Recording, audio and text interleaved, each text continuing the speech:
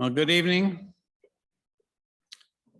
We welcome you to this final session of the 175th Celebration Symposium from 1846 to 2021, from Cainesville to Council Bluffs.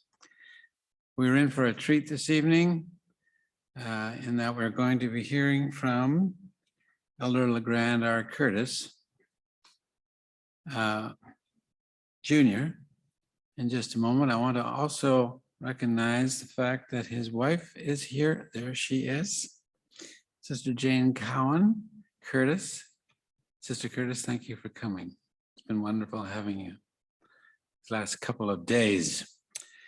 I got to be careful what I say because Elder Curtis is our immediate boss. So we got to make sure we get this just right. So what I mean by that is Elder Curtis was sustained as a general authority 70 of the Church of Jesus Christ of Latter-day Saints on April the 2nd, 2011.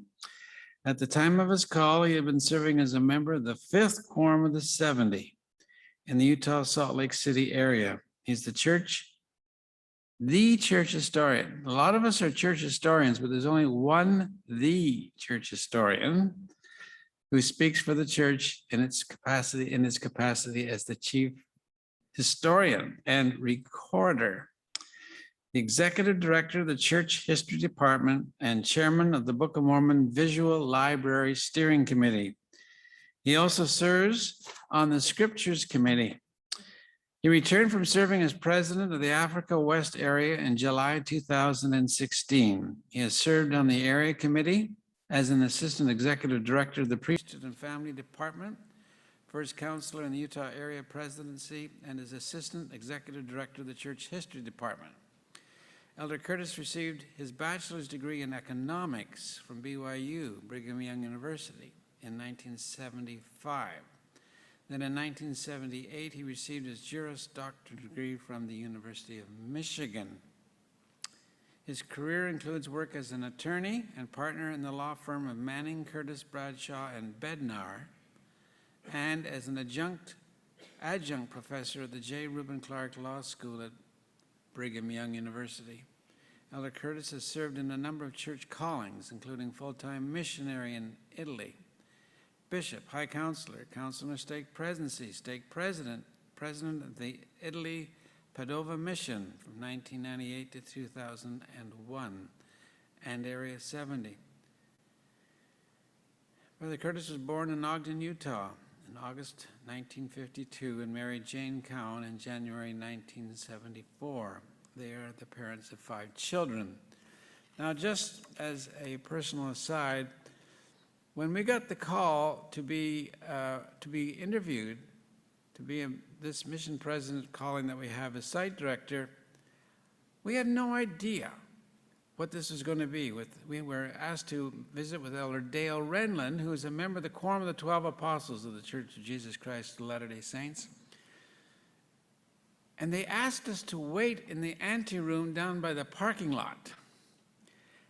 And I was wondering, what is this all about? And then I saw Elder Curtis just walk by. And it suddenly dawned on me, he's got something to do with this. What could this possibly be? I thought maybe I was going to be banished to Siberia or something like that. And then we went in, and then in Elder Redland's office was Elder Curtis. And then it dawned on me right away, oh, it's going to be one of these.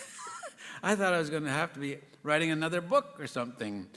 And Elder Renlund and Elder Curtis extended to us the call to be the mission president here in the Winter Quarters Mormon Trail Center, which, as you know, is the only true church history site in the church.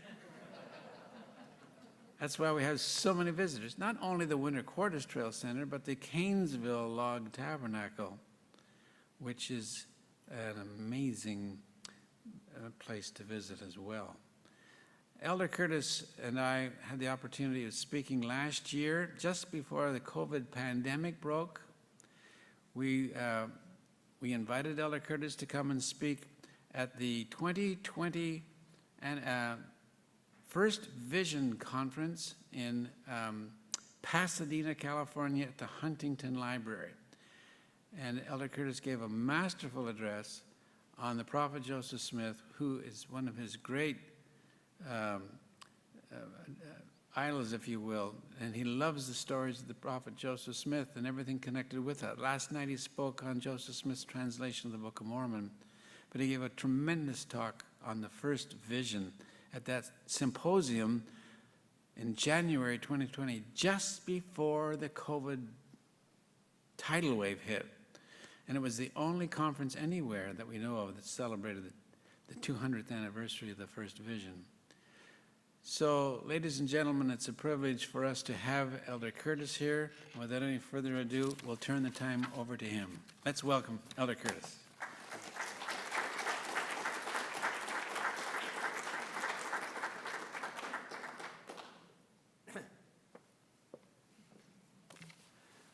I have to smile. President Bennett mentioned the conference that was held, the seminar that was held at the Huntington Library, where various scholars had been assembled for a conference to talk about the first vision. And it involved, obviously, some scholars who were Latter-day Saints, but also many from other faiths or no faith at all. And then, as the convener of that conference, the person assigned to put it together, Richard Bennett sent an invitation to the church historian of the Church of Jesus Christ of Latter-day Saints. Now, at that time, it had not been announced who the church historian would be at that time. As of that moment, it was Stephen Snow, but it hadn't been announced yet that I was going to have that assignment. So he wanted the church historian, and instead who he got was me. But he let me go ahead and speak, give a talk anyway. And I'm pleased to be able to participate in this symposium. As I will discuss, this region has played an important part in the history of the Church of Jesus Christ of Latter-day Saints. As you probably know, the name Council Bluffs can be traced to the council that Lewis and Clark held with the Ponca Indians near Fort Atkinson.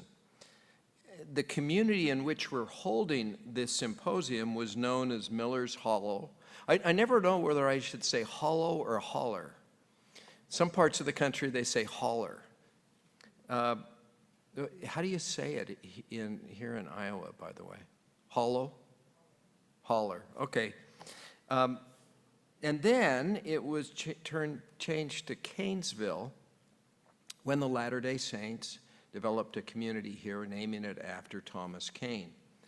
In 1853, the name was changed to Council Bluffs, and I will, as I give this message, if I say one or the other, just translate it to whichever name you would like to call this place. It is now Council Bluffs. During the things I'm going to be talking about, it was known as Cainesville. Now, in explaining the importance of this area to the Church of Jesus Christ of Latter-day Saints, I will highlight 4 areas or events of particular significance.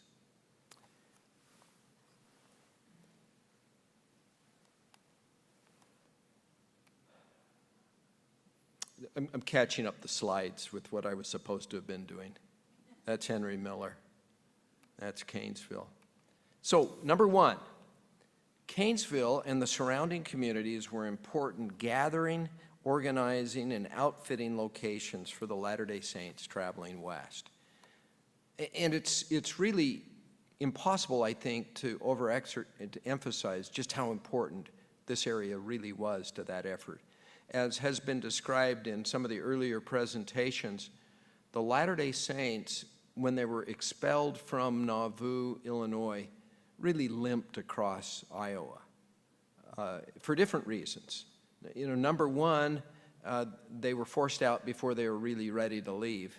And number 2, that forcing out happened during the middle of winter, so they couldn't make the preparation that they would have wanted to. They also were trying to sell their property without much success in Nauvoo and the surrounding communities. And there was the issue, as has been also discussed in previous presentations, there was the problem of the poor saints, the ones who just really didn't have the means and what they needed to be able to make the travel. And then there's mud. They were going through mud. It was a very difficult experience for them to make that trek. So this area takes on particular significance as the place where they could get everything together, make the preparations, and be ready for going off into the wilderness to find a new place where they would settle. Latter-day Saints traveling west in the spring and summer of 1846 established a camp in the Missouri River Valley known as Grand Encampment. For a brief period, this became a temporary headquarters for the church. In August and September of that year, 5,000 saints moved to winter quarters on the west side of the Missouri River, with another 8,000 on the east side in Iowa Territory. By December, the number of saints on the east side of the river had grown to 10,000, which, by the way, is more than 3 times the number of saints who had reached the Salt Lake Valley by that time. All right, going back just a little bit, in January 1847, while at winter quarters, Brigham Young received the revelation now known in the Doctrine and Covenants as Section 136. This revelation was extremely important in demonstrating Brigham Young's role as the head of the church in explaining why Joseph Smith had been taken from the earth and providing an organizational pattern for the companies of saints traveling to the west. Now, in April 1848, the federal government required the saints to abandon winter quarters, situated as it was on Native American lands, and move to the Iowa side of the river. So, some of the saints had left to go to the west, to go to the Great Basin, but there were approximately 3,000 of them who were unable to journey west in 1847, so they moved east to the east side of the river to join or establish settlements in Iowa. Eventually, as many as 90 settlements were established within a 40-mile radius around Cainesville. Cainesville became the economic and communications hub for all of the settlements. The establishment of Latter-day Saint settlements in western Iowa were always intended to be a temporary layover. Cainesville and surrounding settlements from 1848 to 1852 provided essential support to fit out Latter-day Saint wagon companies headed west. As noted by Richard Bennett, the region functioned as a springboard to Zion. During these years, approximately 25,000 persons passed through the area, or that's about a third of the total number of immigrants who went to Utah before the coming of the Transcontinental Railroad. When Cainesville and other settlements were abandoned in 1852, other points became the primary outfitting locations for the migration west. In the western Iowa settlements, new immigrants found shelter and jobs as they prepared to begin their wagon journey to Zion. Depending on their circumstances, Latter-day Saints remained in these settlements for days, weeks, or years. These locations also served as a launching point for eastbound missionaries headed to numerous assignments near and far. One of the interesting things about the Mormon Trail is it was a two-way route. Yes, we had immigrants coming west, but we also had Latter-day Saint missionaries headed east, both to missions in the eastern part of the United States, but also headed to places in Europe. Well, what was life like in the settlements? Many of these temporary settlements were based on the city models established for Nauvoo and Missouri. And settlements included homes, farms, tabernacles, businesses, schools. They included worship services, dances, dramatic productions. They had wards, branches, callings, and even some temple ordinances. I have a great-great-grandparents who were married in winter quarters. And when I look in Family Search, that's also where they were sealed. So a sealing ordinance, it's actually kind of interesting. They were sealed in 1847 at a point in time where the church had no temple. Didn't have the endowment house yet in Salt Lake City, but there were some temple ordinances performed in this wonderful part of the world.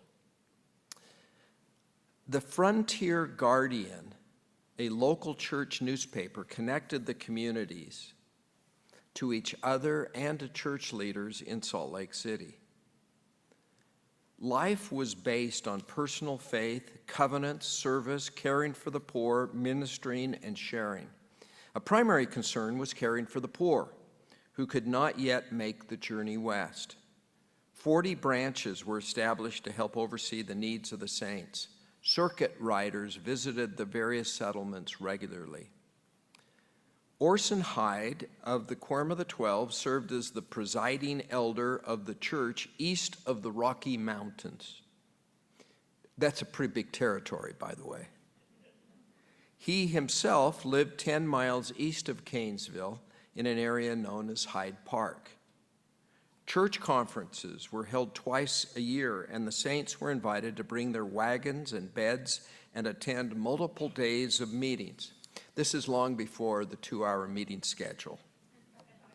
Within 4 years, thanks in part to thousands headed to California during the gold rush, the settlements, and particularly Cainesville, prospered. It boasted hundreds of homes and dozens of businesses. Now, beginning in 1847, the saints were encouraged to move to the Great Basin as soon as possible. Then, in September 1851, through the Frontier Guardian, the First Presidency directed all saints living in the region to leave the next spring and gather to Utah. This was followed by a visit from 2 church leaders, Ezra T. Benson of the 12 and Jedediah M. Grant of the 70, who held a special conference to encourage the saints to move west. By the end of the traveling season in 1852, most of the settlements had been abandoned. Thus, despite growing prosperity and comfort, most of the saints heeded the prophet's call to complete their journey to their Zion in the west. I think it's interesting to think about the fact that as you follow the progress of the church, this really was the first time that they left a place that they had established without it being a matter of persecution, there being persecution. Now New York, it wasn't quite as much being driven out as it was. It tended to get a little worse with each place. And you think about, well, leaving Ohio to go to, to move on to Missouri, yes and no, but the driving out in Missouri and the driving out from Illinois came as they were forced out through violence. Now, some residents, again, as we've heard in other presentations, some residents stayed behind and helped establish permanent settlements in western Iowa. Well, what were the major themes of the saints' time in southwestern Iowa? The saints exhibited faith in a time of uncertainty and transition for the Latter-day Saints. The saints exhibited charity and service in caring for the poor and helping others make the journey. The saints exhibited obedience to heed the prophet's call to abandon these settlements and join the main body of the saints in the Utah Territory. All right, that's my first point. The second point or event that I would point to is the reorganization of the First Presidency that occurred in Cainesville. That was an important moment in church history, and when you think about it, set an important precedent that has been followed ever since. With the death of Joseph Smith, the quorum of the First Presidency was dissolved, and the question became, well, who leads the church? While on July 16th, 1844, while traveling through New England on his way to Nauvoo, Brigham Young learned of the while traveling through New England, he learned of the death of Joseph and Hiram Smith, which obviously had taken place about 3 weeks earlier. Years later, Young recalled, quote, "The first thing which I thought of was whether Joseph had taken the keys of the kingdom with him from the earth. Brother Orson Pratt sat on my left, and we were both leaning back on our chairs. Bringing my hand down on my knee, I said, 'The keys of the kingdom are right here with us.'" End of quote. The members of the church, the members of the Quorum of the 12 had been ordained to their positions. And beginning with when the quorum was organized in 1835. That same year, the Lord revealed that the 12 apostles, quote, "formed a quorum equal in authority," end of quote, to the First Presidency. Then, in March of 1844, Joseph Smith spent considerable time instructing the 12. He told them, quote, "Upon the shoulders of the 12 must the responsibility of leading this church henceforth rest until you shall appoint others to succeed you." The prophet conferred upon them the keys to carry forward the work of the church. Now, let me talk a little bit about the 12 as the leaders of the church. After the martyrdom, several people, including Sidney Rigdon, Joseph Smith's first counselor in the First Presidency, attempted to claim the right to lead the church. Rigdon claimed he should be the, quote, "guardian," end of quote, of the church. On August 7th, 1844, a meeting was held in Nauvoo where Rigdon presented his claims, and Brigham Young presented the claim of the Quorum of the 12. After both spoke, the membership of the church voted overwhelmingly to sustain the 12 apostles to lead the church. Several in attendance later testified that they received a witness that the prophetic mantle rested upon Brigham Young while he spoke. Now, the accounts with respect to this are really interesting. Some people claim that they heard that Brigham's voice sounded to them like Joseph's voice. There are people who were not looking directly at the speaker, that when they heard the voice, they turned and looked because they thought Joseph was back. Others said that the appearance of Brigham Young seemed to turn and look like Joseph. The 12 led the church as a quorum for more than 3 years following the martyrdom. They oversaw the completion of the Nauvoo Temple, the administration of ordinances in the temple. They led the saints across Iowa and the Vanguard Company across the plains to the Great Basin. They helped organize things here in this part of the country. Now, after they had gone to the Great Basin, they returned to winter quarters in the fall of 1847. It was unclear, both to the 12 and to the membership of the church, if leadership would thenceforth remain with the 12, that we would never have a first presidency again, that we only had one first presidency, and that was when Joseph Smith was president. Or whether at some point a first presidency would be organized and they would lead the church. On his way back from the Salt Lake Valley, Brigham Young, on October 12th, 1847, approached Wilford Woodruff, who was traveling with him, and asked his thoughts on reorganizing the First Presidency. Woodruff recorded, quote, "I answered that a quorum like the 12, who had been appointed by revelation and confirmed by revelation from time to time, I thought it would require a revelation to change the order of that quorum." Then Woodruff told President Young, "Whatever the Lord inspires you to do in this matter, I am with you," end of quote.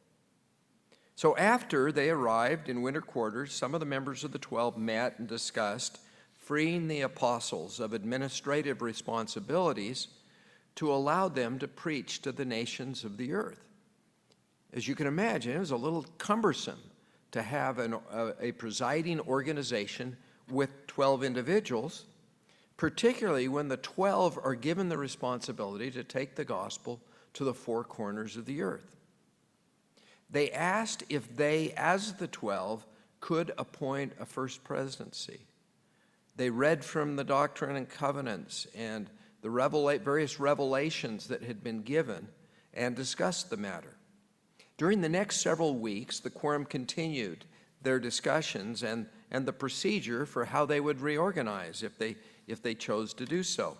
They also discussed how that would free the 12 to fulfill their apostolic duty to preach the gospel to the nations of the earth. Then on December 5th, 1847, the members of the Quorum of the 12 Apostles, then in western Iowa, met in the home of Orson Hyde. They opened the meeting with a hymn and a prayer. Then Brigham Young shared his feelings about reorganizing the First Presidency and said he felt that it was time to move forward. This is what he said: "From the time I have been in Great Salt Lake City till now, the tappings of the Spirit to me is the church ought to be now organized." I love his expression, the tappings of the Spirit. As the group discussed the proposal, apparently those tappings continued to happen. The Spirit filled the room.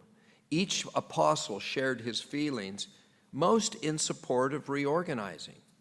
Now, Orson Pratt, in the earlier meetings, had expressed his hesitation, and he expressed it again in this meeting, but then said that he agreed to acquiesce in the decisions of the group. With unanimity now among the members of the 12, Orson Hyde moved that Brigham Young become the president of the church and that he be allowed to nominate his two counselors. Wilford Woodruff seconded the motion, and all raised their hands in support. Brigham Young then nominated Heber C. Kimball and Willard Richards as his counselors, to which the apostles unanimously agreed. So, on December 24th, church members in the area gathered in the hastily constructed Cainesville Tabernacle for a conference of the church. Now, the building that stands in Council Bluffs now, it doesn't quite have the right dimensions of the original tabernacle, and it's not on the same location where the original tabernacle was.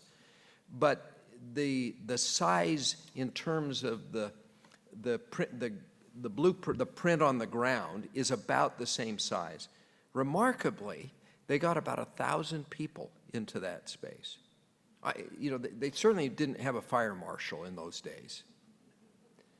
But on December 24th, 1847, they gathered in what had hastily been put together using green cottonwood to build something someplace. Now, as you know, typically in those days, we didn't have meeting houses.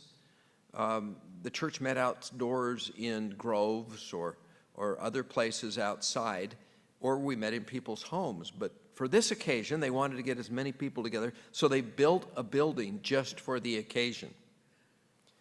Over the course of several days, again, the conference started on December 24th. Over the course of several days, they received much instruction and inspiration from church leaders. And then, in a meeting on December 27th, Orson Pratt addressed the congregation on the topic of reorganizing the First Presidency.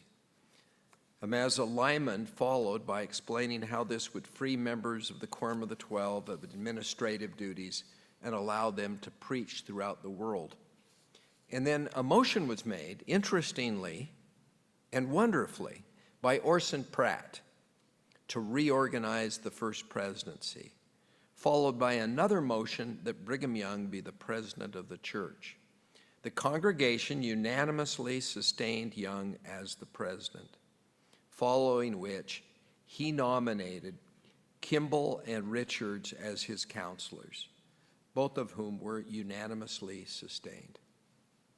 Now, I think, you know, as you look at our church history, you will recognize that Joseph Smith had trouble keeping good, faithful counselors. I shouldn't say it as if it was his fault, but we had several men who had the responsibility as counselors in the First Presidency who did not remain faithful. But beginning with this trio, this presidency, we established what has been just a remarkable pattern of devotion in the members of the First Presidency of the church. I just think of the strength of these three and what they faced and what they did and the pattern that they set. I think it is a wonderful thing. Well, the meeting closed with prayer, and then all in attendance arose for the Hosanna shout, honoring the sacred events of the day. Now, as you probably know, a private group eventually erected a building in Cainesville, a few blocks from the original tabernacle, to remind us of the events that transpired in the Cainesville tabernacle. That building was later transferred to the Church of Jesus Christ of Latter-day Saints. The site includes a visitor center, a garden, the tabernacle, and statuary. Missionaries used this site to tell visitors the story of the sustaining of a new First Presidency and other aspects of the history of Cainesville. Due to structural problems with the building, we have been advised by experts to refrain from taking people inside the building at this time. And because of that situation, we need to do something with the property so that we can safely tell the story of what happened in Cainesville. By the way, the original building only lasted 3 years. So this building has lasted considerably longer than the original building that it commemorates. We're not prepared to announce anything today, but what I can tell you is that we will continue to use this location to tell this important story. Number 3, the Mormon Battalion was successfully formed and began its service in this area. Before leaving Nauvoo, Brigham Young assigned Jesse C. Little to approach the federal government about assistance in relocating to the West. Thomas L. Kane, an Eastern friend of the church, also used his contacts and influence to help the saints with their efforts to get governmental assistance for the Western move. Little sent a letter to U.S. President James K. Polk detailing plans for the Latter-day Saint migration, quote, over the prairies and Rocky Mountains to find a new home in the howling wilderness, end of quote. The letter contained subtle threats and warned that, if necessary, the saints would, quote, cross the trackless ocean, end of quote, and negotiate with rival foreign governments for assistance. The big threat was that Oregon Territory was being disputed at the time between the U.S. and Great Britain, and what the threat was is that we might align ourselves with Great Britain against the United States in trying to maintain the Oregon Territory. In addition to that letter, Thomas Kane met with President Polk, and Little's letter and Kane's entreaties convinced President Polk that he needed the Latter-day Saints as allies, both during the war and after they settled in what was known at the time as Alta, California, a massive portion of Mexican territory comprising nearly 600,000 square miles, including present-day California, Nevada, Arizona, Utah, western Colorado, and southwestern Wyoming. A military expedition was dispatched under the leadership of Colonel Stephen W. Kearny, with authorization to receive into service as volunteers, quote, a few hundred of the Mormons, to conciliate them, attach them to our country, and prevent them from taking part against us. This is a circular to the Mormons, is what it says. This is a document that was used to recruit men for the Mormon Battalion. And Captain James Allen, in addition to issuing this recruitment circular, traveled to Mormon camps in Iowa and, with the assistance of Brigham Young, enlisted 5 companies over a 3-week period. Initial reaction to the request was negative, with many in disbelief that the same government that would not protect their rights would now come asking for 500 men to abandon their families and fellow saints amid the migration west. Without President Young's endorsement and involvement, Allen almost certainly would have returned from Iowa empty-handed. By July 16, 1846, 4 full companies and part of a 5th enlisted for 1 year. 2 days later, church leaders met privately with battalion members to give them their, quote, last charge and blessing. And that included a promise that, quote, their lives should be spared and our expedition result in great good, and our names handed down in honorable remembrance to all generations, end of quote. Brigham Young instructed company captains to act like fathers to their men and promised that they would have no fighting to do. The first 4 companies departed from the Bluffs on July 20th, and a 5th company left 2 days later. Emotions ran high as the family left, quote, families and friends, near and dear relatives, not knowing how long we should be absent, and perhaps we might never see them again in this life, end of quote. At least 34 women and 44 children left with the group, but within a few months, most of these were dismissed and sent to Pueblo, Colorado as members of what are often referred to as sick detachments. For the men to leave families and march off to war required great faith and sacrifice, both for the men and for their families. Zadok Judd wrote, quote, this was quite a hard pill to swallow. To leave wives and children on the wild prairie, destitute and almost helpless. But the word came from the right source and seemed to bring the spirit of conviction of its truth with it. And there was quite a number of company volunteered, myself and brother among them. James S. Brown did, quote, not suppose there is an individual in the battalion who, had he been left to his own thoughts and feelings, independent of counsel, would have enlisted. I would have felt very reluctant under the circumstances had it not been for the counsel of my brethren, whom God authorized to dictate the affairs of the kingdom. The enlistment of all those men meant that the wives and mothers left behind bore increased responsibility. Their sacrifices because of the departure of those men was a significant contribution to the success of the Latter-day Saints migration. Each man was allotted $42 as a clothing allowance. A portion of that allowance and percentage of pay received during their service was donated by those men and their wives or mothers or to the church to provide essential resources for the move west. Brigham Young credited the group as being the present and temporal salvation of Israel. I think it's a really good question whether the expedition, whether the migration could have happened without the aid that came because of the enlistment of the soldiers in the Mormon Battalion. Well, what were the accomplishments and contributions of the Mormon Battalion? I already said they never fought. And I will confess, I used to think, well, what a wasted effort if they didn't ever fight. But I think that's a short-sighted view.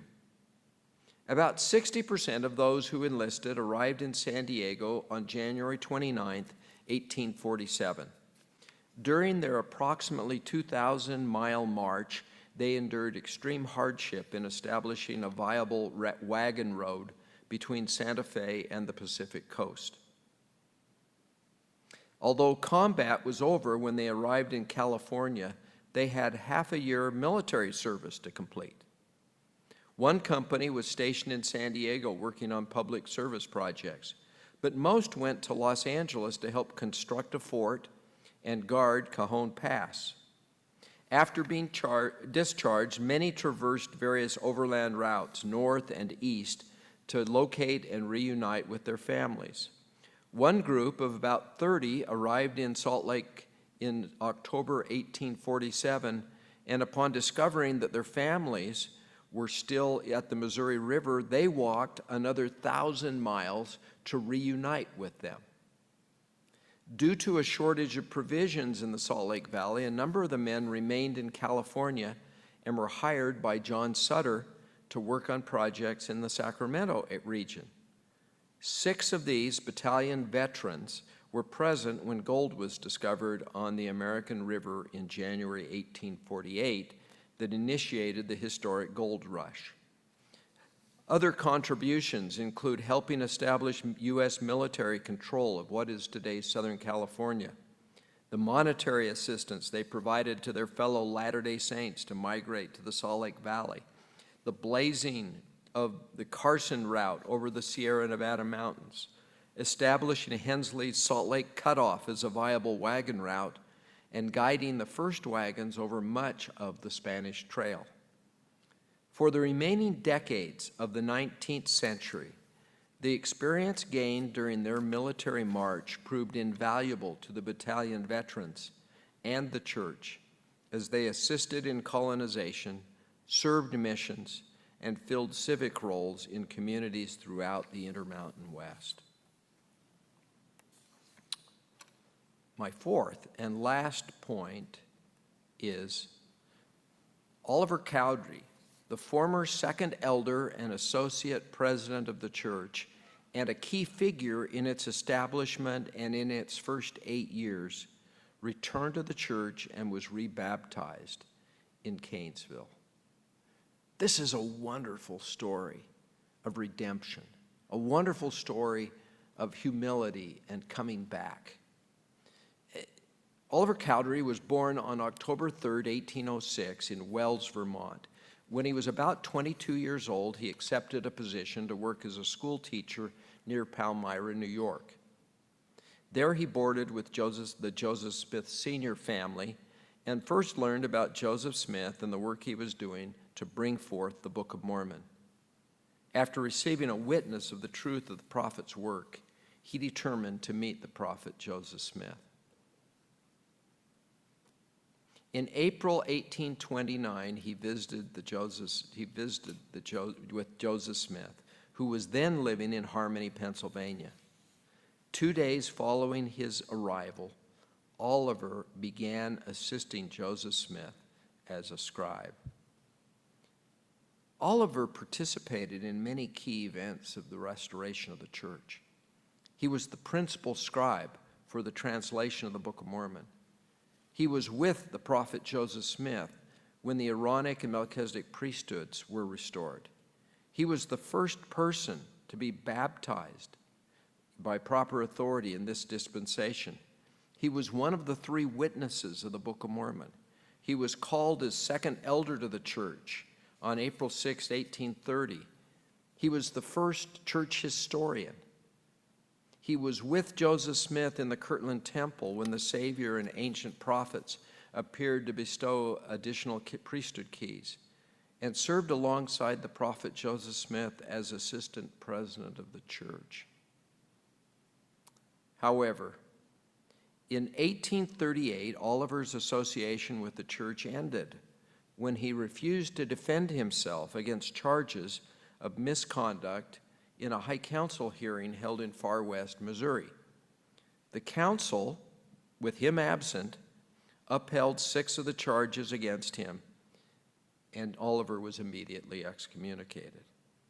Following his excommunication, he returned to Kirtland, Ohio. He practiced law there and later did so in Wisconsin. Now, during this time that he was away from the church, his contact with the church was primarily limited to correspondence with his brother-in-law, Phineas Young, who was the older brother of Brigham Young. Others also were involved in ministering to Oliver. In November 1847, Brigham Young, writing on behalf of the Quorum of the 12, asked Oliver to return, quote, "return to our father's house from whence thou hast wandered," end of quote. 3 months later, Oliver responded and expressed his desire to visit the saints on the banks of the Missouri River. In the fall of 1848, Oliver followed through with his commitment to visit the saints and traveled to Cainesville with his family and Phineas Young, arriving on October 21st. Hundreds of church members were gathered in a Sunday meeting, listening to Elder Orson Hyde, who from the stand immediately recognized Oliver. Elder Hyde stopped speaking, left the stand, and the 2 men embraced. There's Phineas Young. And there are Orson Hyde and Oliver Cowdery. Elder Hyde introduced Oliver to the congregation. Oliver bore testimony of his involvement in the early events of the Restoration. He also stated that the 12 apostles were the only men that could lead the church after the death of Joseph, and that every man that wished to do right would follow the main channel of the stream, end of quote. On Sunday, November 5th, Oliver Cowdery met with the Potawatomi High Council in the Cainesville Tabernacle. Here, Orson Hyde addressed the group and explained that Oliver wished to come back into the church and be one with us again. He then asked Oliver to address the group. Over the next few days, Cowdery expressed his feelings about his absence from the church, explained why he left, and expressed his desire to reunite with the church that he helped to organize. At the conclusion of his remarks, Oliver stated, quote, "I have not come to seek place, nor to interfere with the business and calling of those men who have borne the burden since the death of Joseph. I wish to be one of your number and be a mere member of the church. And my mere asking to be baptized is an end to all pretensions to authority." Orson Hyde rebaptized Oliver Cowdery in Mosquito Creek, not too far from here, on November 12, 1848. Before leaving Cainesville in April 1849, Oliver expressed his desire to return and gather with the saints in the Salt Lake Valley. Due to financial circumstances, Oliver could not make the trek in 1849, but he expressed his desire to do so in 1850. However, in August 1849, Oliver became ill. His health steadily declined until his passing on March 3, 1850, at age 43, in the home of his father-in-law, Peter Whitmer Sr., in Richmond, Missouri. Before his death, Oliver shared his testimony with family and friends who were gathered. His brother-in-law, Phineas Young, recorded, "His last testimony will never be forgotten by many. He said to us, 'There was no salvation but in the valley,'" that is the Salt Lake Valley, "and through the priesthood there." In conclusion, there are additional significant events related to the church in western Iowa that could be mentioned, but I think the four we have discussed stand supreme. Number one, this area was a temporary refuge and jumping-off point that was, for a time, essential to the gathering of the Latter-day Saints to the Great Basin.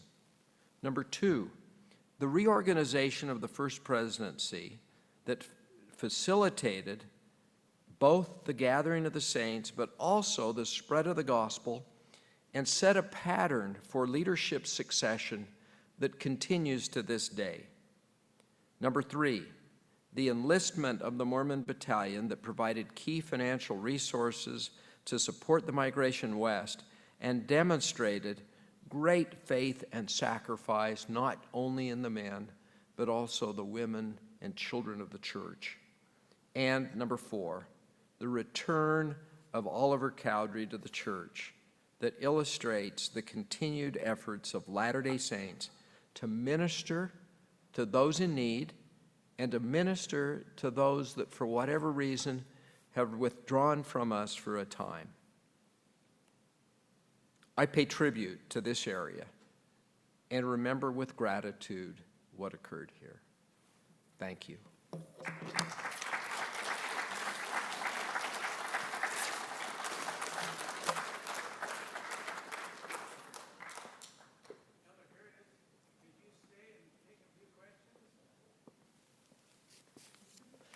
A voice from the back, that sounds a lot like Richard Bennett. Sure.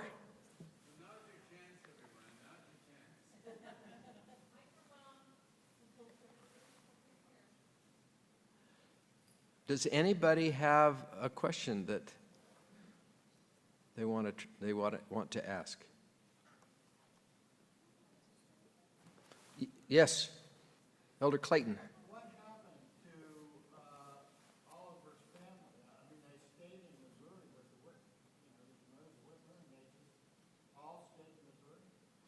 Yeah, I don't know of any of them. The question is, what happened to Oliver's family?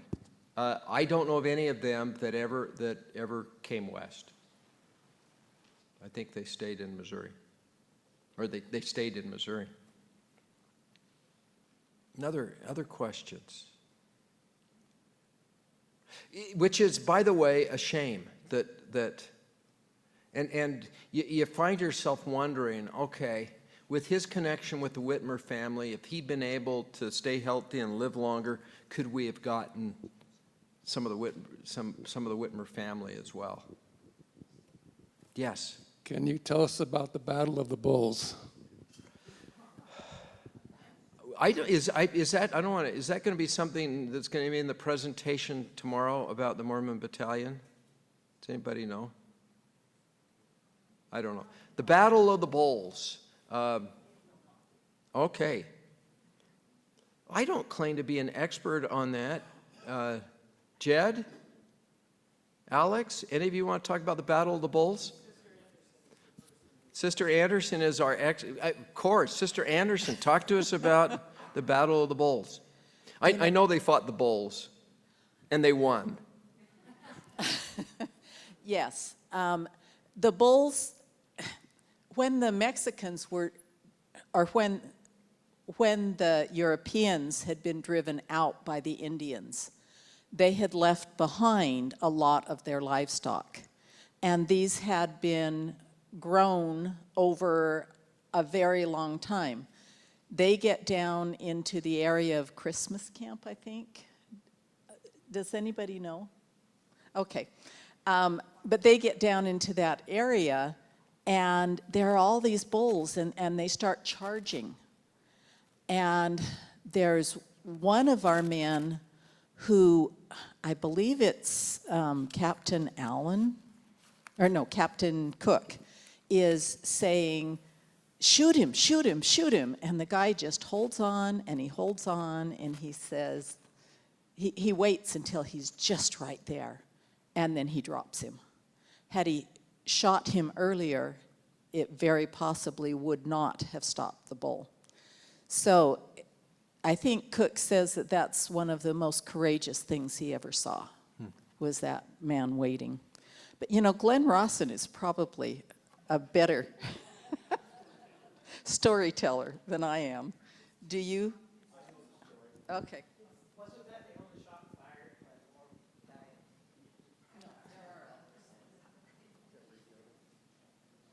Yeah, Laura covered the story very well. They had stopped on a little obscure creek down near the Arizona-New Mexico border, and they'd stopped to noon.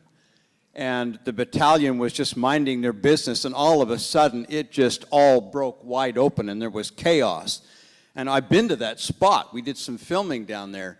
And the bulls, these wild bulls have been abandoned, like Laura said. There'd been a ranch in that area, and these wild bulls just came charging down out.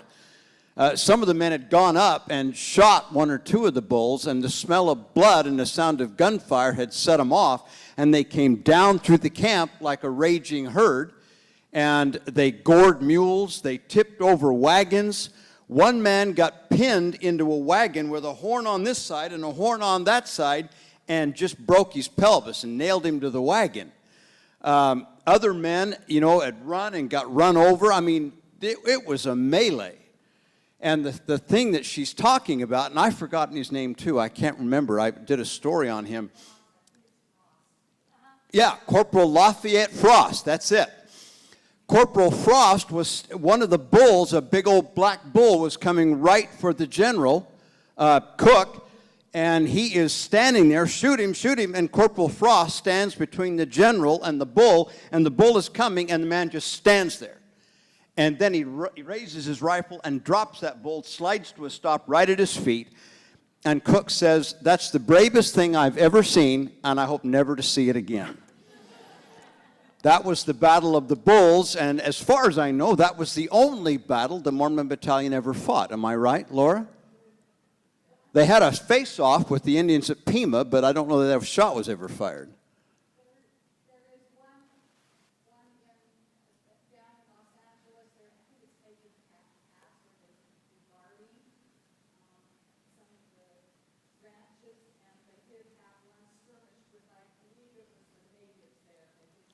Not the Mexican army, though. Yeah. Okay. Anyway, the Battle of the Bulls is a lot of fun. It's a great place to go see, too.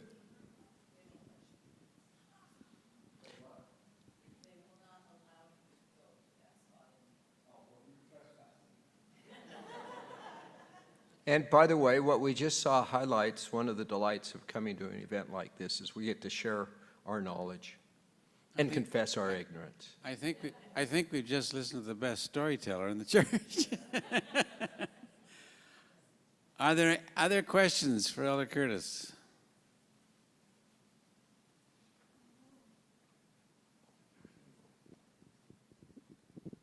So we hear about the story of Joseph reading Oliver's letter before he died in Carthage, but then they didn't have the letter afterwards. How do we know that that letter exists? How do we know it was in it?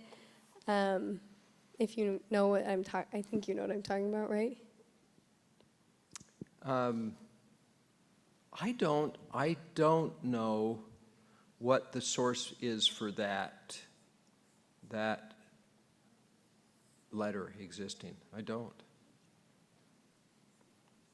Anybody want to take on that one? All right, nobody knows what the source is for that. There was such a letter. Yeah, there is. That I have heard, but I don't know what the source is. And we're big on sources in our department. Please.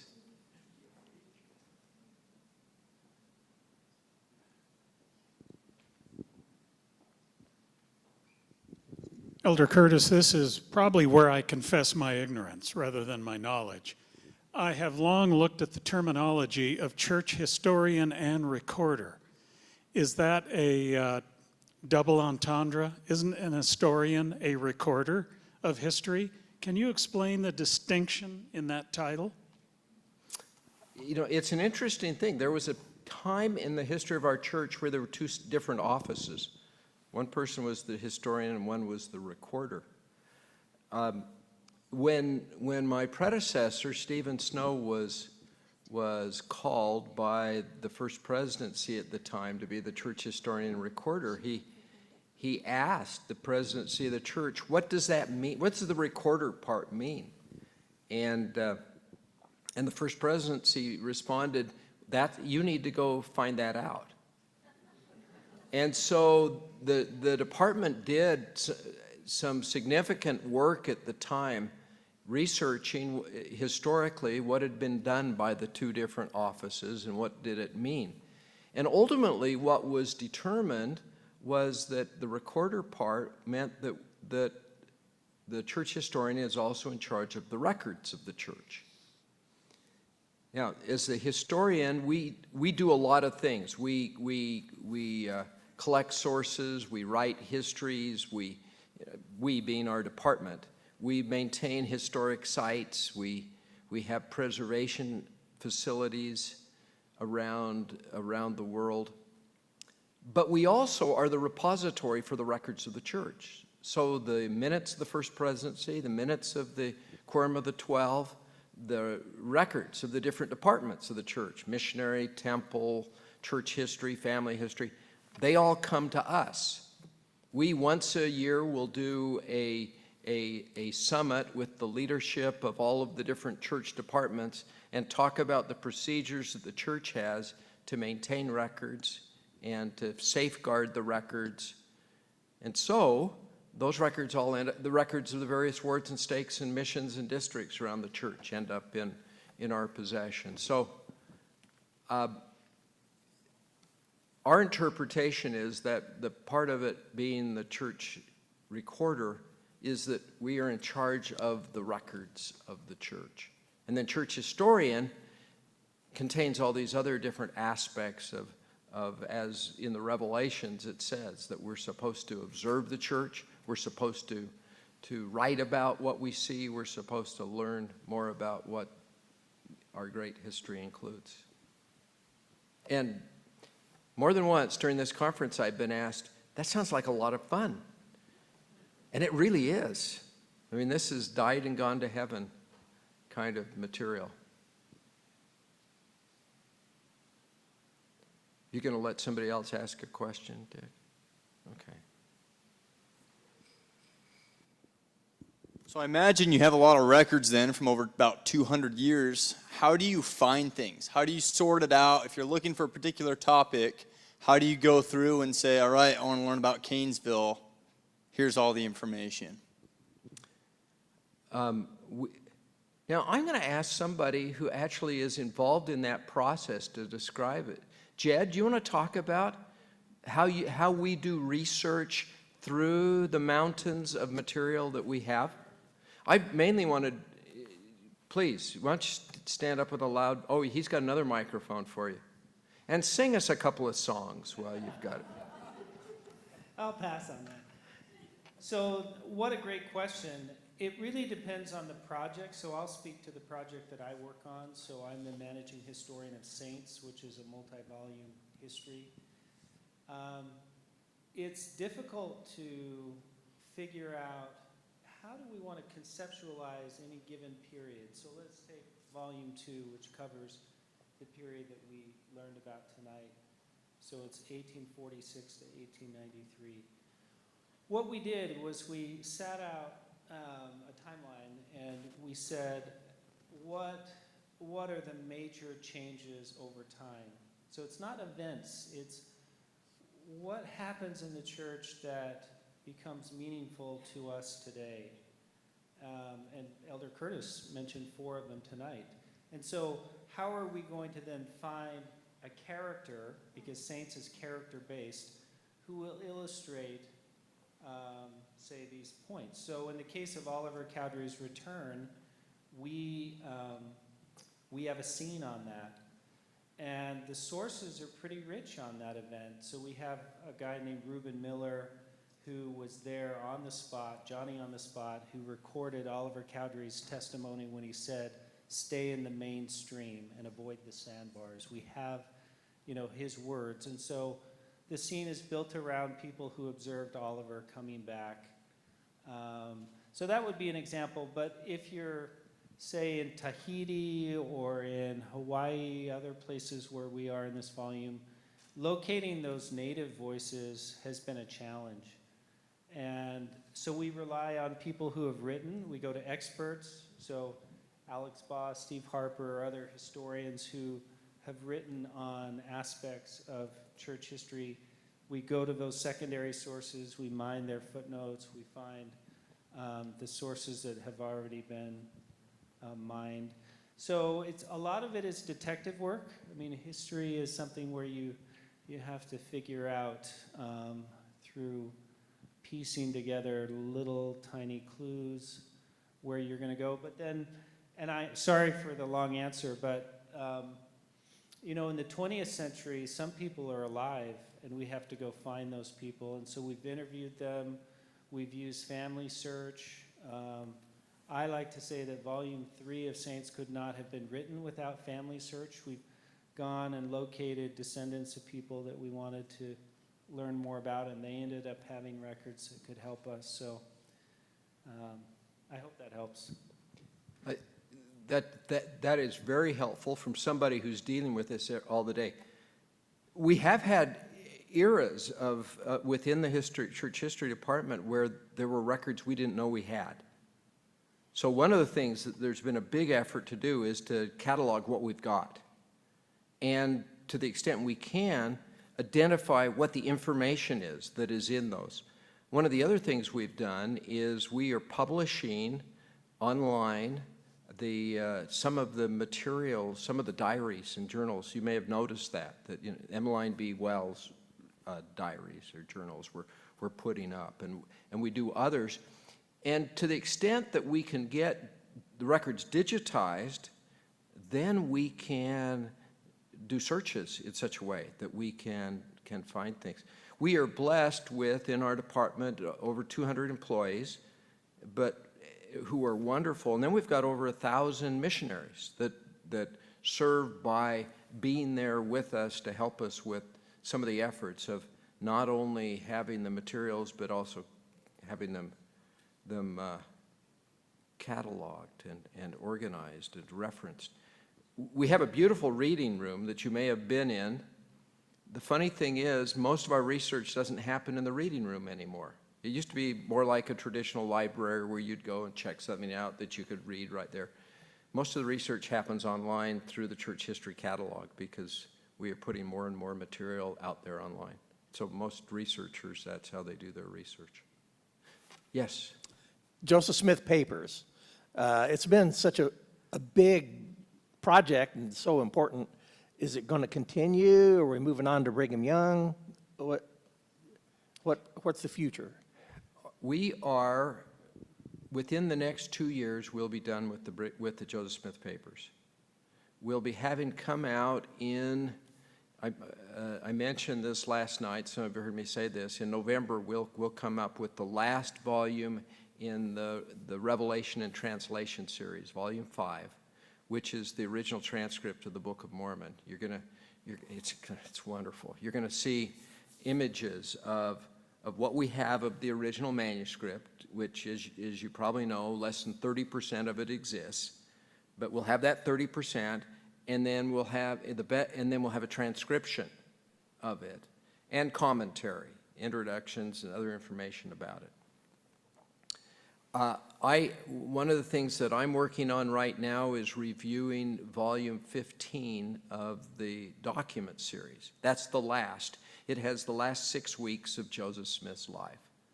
So I read this week the minutes of the city council where they decided that they were going to destroy the press of the Nauvoo Expositor. So these are the last documents that, We have not, that'll be ready for publication probably in about a year and a half. We haven't released volume 13 or 14, which I've reviewed, but we haven't printed yet. So 13, 14, 15, and documents, or Revelations and Translations 5, those 4 volumes still need to be released to the public. So we're close within, and this is a monumental achievement for us to have this completed. And then what next? It is not our plan to do the Brigham Young papers. There is a group working on such a thing that's not, independent of the church, and we'll see what happens with that project. But we do have some other things that we have approval from the First Presidency to proceed and do. One of the things that we have approval to do that I'm really quite excited about is a book on Brigham Young and the saints, his relationship to the Latter-day Saints, that comes through the thousands of letters that were sent to him and his responses. I mean, it's funny because there, particularly enemies of the church, like to portray Brigham Young as a tyrant and just this awful person. But it's hard to explain why did people love him so much?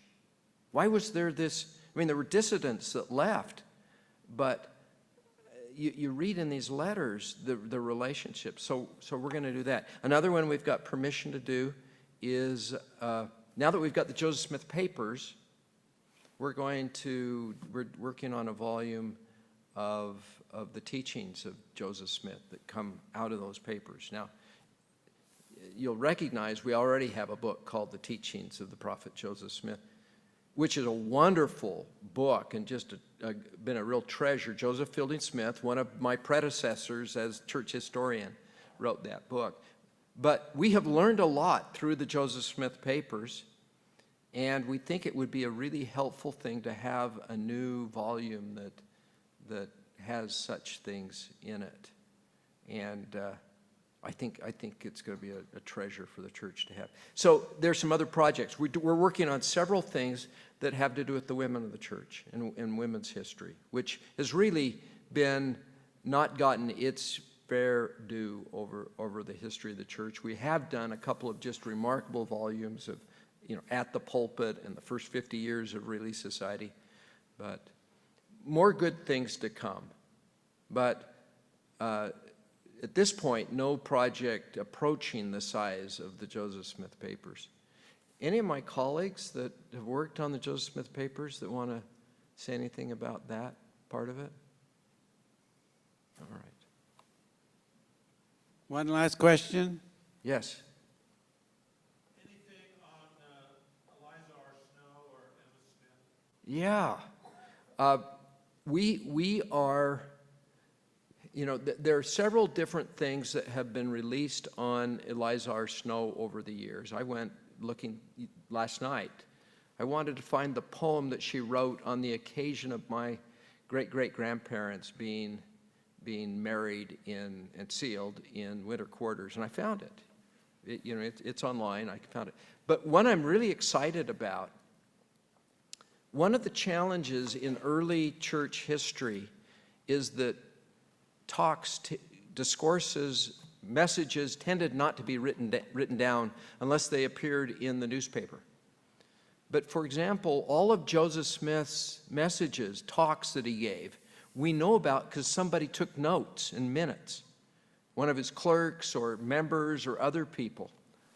It's not like today where those who give talks in general conference, they've already written it down and they're just reading it.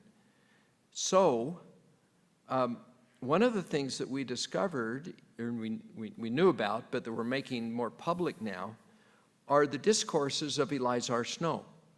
Because when she was called, at a certain point, she was assigned to be the Relief Society president of the church after the saints had moved to the West and a period of time had elapsed. She went around and spoke at a lot of different Relief Societies. And it was the custom of the time for someone to take minutes of every Relief Society meeting. And so we've got these great minutes where Eliza's talks, messages, discourses were recorded. And so that's, we are doing both online will be a fuller version, and then we're also going to do a book version that is shorter, that has kind of the highlights, the best of Elizar Snow's discourses. Interesting, because there's been a focus on her poems, but she also gave great talks. So that's something that's coming. Thank you.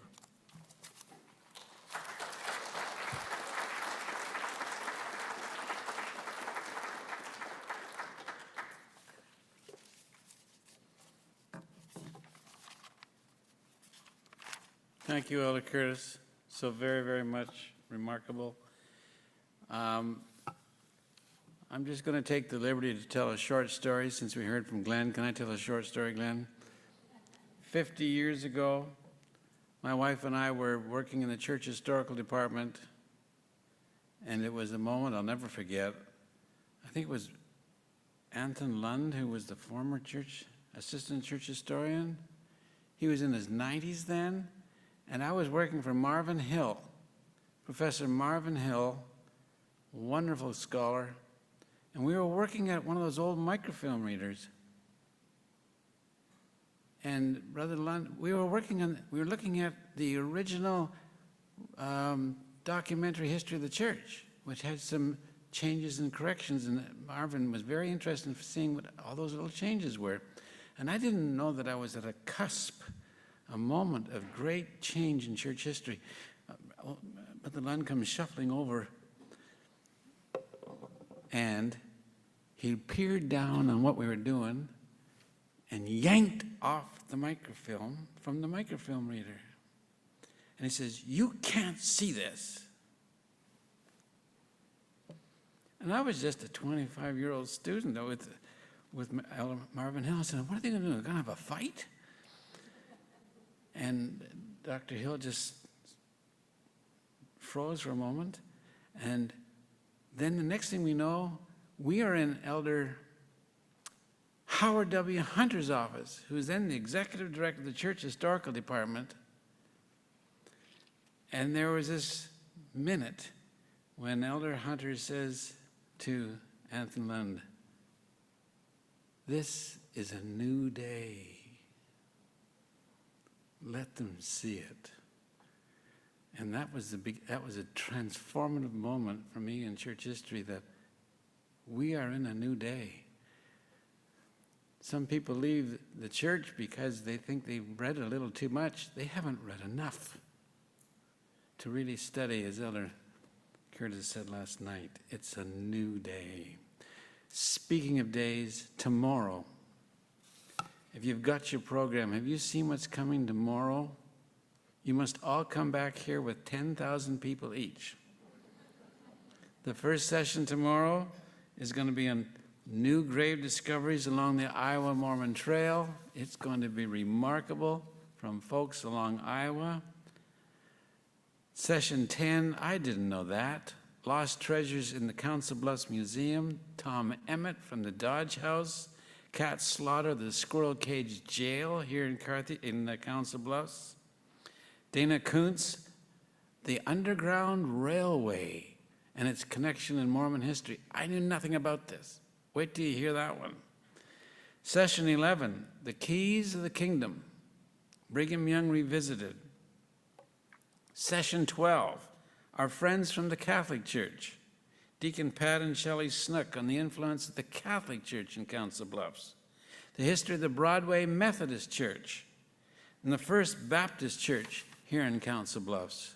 What a remarkable thing to get them to come to this conference and to talk about their contributions.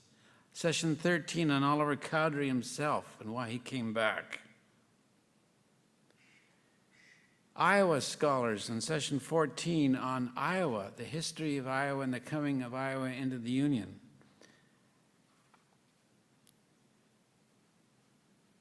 Jill Crandall will be speaking on Garden Grove and the founders of early settlement of Council Bluffs. And then the Community of Christ, the Reorganized Church of Jesus Christ of Latter-day Saints. and their contributions in this area, the echo legacy that is going to be so significant to understand. And then finally, the three great freedoms of Iowa. The freedom of religion, Professor Colin Mangrum. The freedom of the press, Tom Schmidt, just retired 40-year editor of the Daily Nonpareil here in Council Bluffs, and Professor Michael Fenner on freedom of speech, a remarkable session. So we invite you all to come and enjoy and bring your friends. And again, thank you for coming. We'll see you tomorrow.